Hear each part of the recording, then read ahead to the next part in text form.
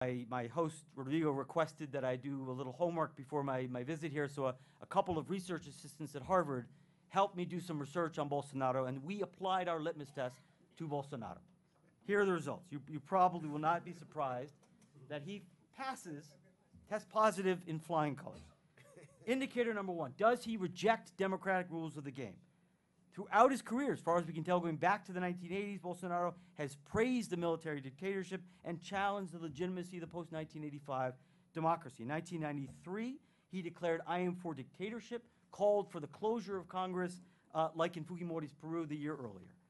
More recently, Bolsonaro declared that what happened in 1964 was not a coup.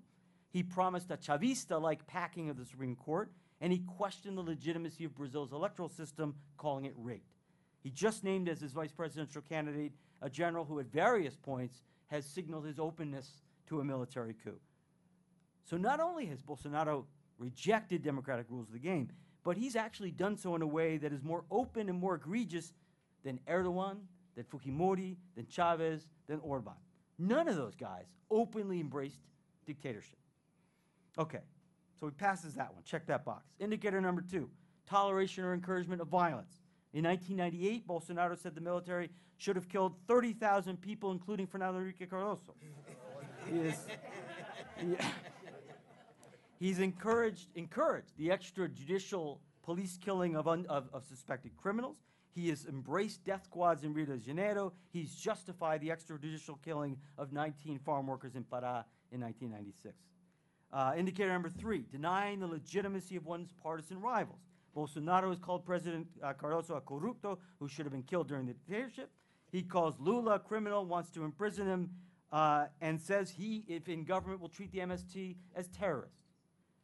Indicator number four, a willingness to curtail the civil liberties of opponents. Bolsonaro has repeatedly endorsed the use of torture and extrajudicial killing, including against leftist politicians and activists.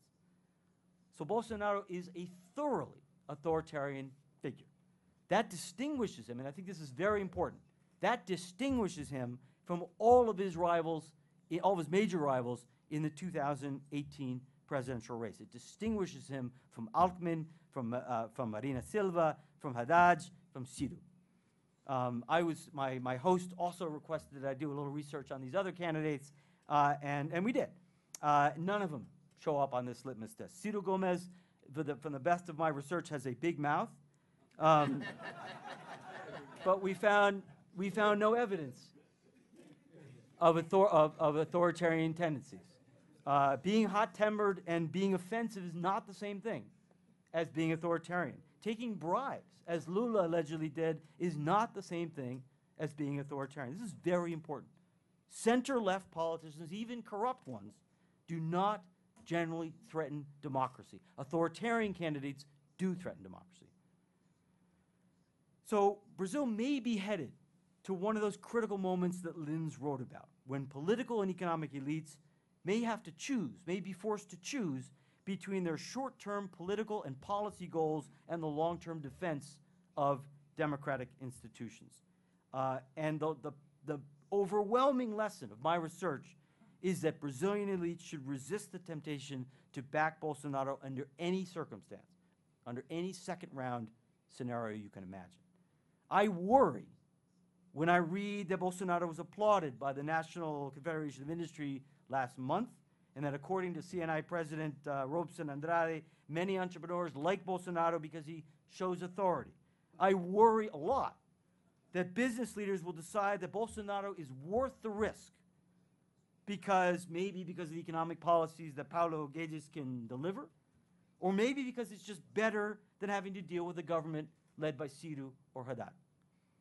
This is the historic mistake that Italian liberals made. It's the mistake that German conservatives make. It's the mistake that U.S. Republicans are making today.